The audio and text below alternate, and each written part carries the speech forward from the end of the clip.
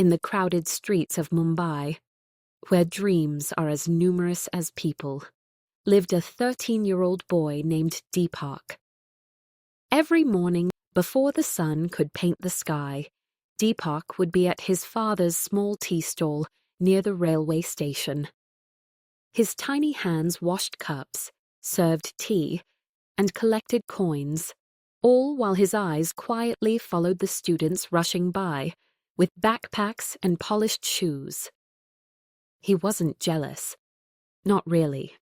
But something inside him longed to carry books instead of tea trays.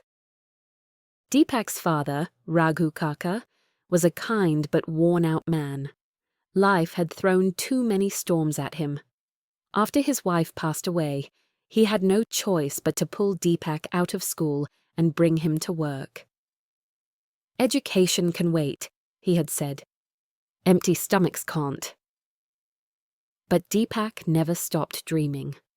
When he got a spare minute, he would sneak glances into notebooks left behind by hurried students. He tried to read billboards, copied words from newspapers, and sometimes, when no one was watching, he would use a stick to write alphabets in the dust on the sidewalk. One rainy afternoon, while most people were huddled under shelters, a young man named Laksh approached the stall. He looked like one of those college students Deepak admired: clean shirt, laptop bag, and a gentle face. "One cutting chai, please," Laksh said with a smile. Deepak handed him the steaming glass. Laksh noticed something written in the mud behind the stall. It said REMEMBER, but some letters were reversed. "You wrote this?" he asked, surprised. Deepak blushed. "I try to learn, but I don't go to school anymore." Laksh nodded thoughtfully. "Who's your favorite person in the world?" Deepak hesitated, then said, "My ma. She wanted me to become someone big." Laksh finished his tea, handed over a 10-rupee note, and added, "Don't stop writing in the mud." Every day after that, Laksh came to the stall at the same time, and each time he asked Deepak a question. "What new word did you learn today? Can you spell beautiful? Can you write a sentence about the rain?" To Deepak, these moments were more than just conversation. They were tiny windows into a world he'd nearly forgotten, the world of learning, of hope. One day Laksh didn't come. Not that day, not the next. Weeks passed. The questions stopped. The encouragement disappeared. But Deepak had already changed. He continued learning by himself, saving coins to buy an old grammar book from a roadside vendor. He even began teaching a few other kids from nearby stalls in the evenings, under the flickering street lamp. Years went by. Deepak eventually got a job at a courier service and continued studying on the side.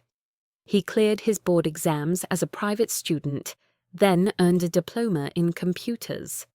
It wasn't easy. Sometimes he barely ate. Sometimes he wanted to give up. But every time he felt like quitting, he remembered a voice that once asked, "Can you write a sentence about the rain?"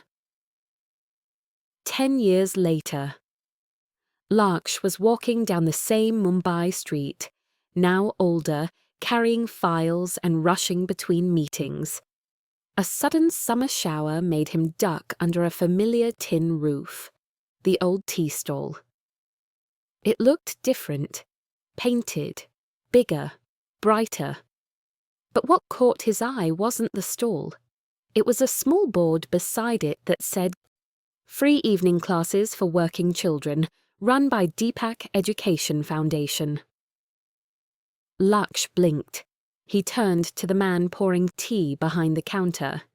"Excuse me, is Deepak here?" The man pointed toward a small classroom behind the stall. Laksh peeked inside. There he was, Deepak, now in his 20s, in a clean shirt and jeans, explaining grammar to a group of 10 children seated on floor mats.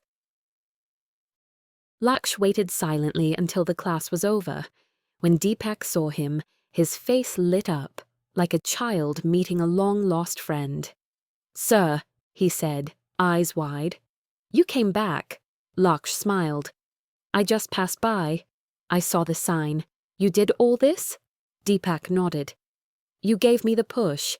You didn't just drink tea. You gave me belief that someone like me could learn, that I was seen." They sat down on the same bench where Laksh had once sipped chai. "You have no idea what your kindness did," Deepak continued. "When you left, I thought you forgot. But those questions, they stayed with me. They gave me something to chase." Laksh looked around. The classroom, the children, the hope, he said softly. "I just asked a few questions." Deepak smiled, tears in his eyes. That was enough. Moral of the story: small kindness can change a life. Sometimes it doesn't take money, charity, or grand actions to help someone.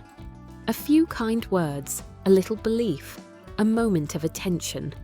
They can spark something powerful in another person. You may never realize the impact of your kindness, but for someone, it could be the turning point of their life.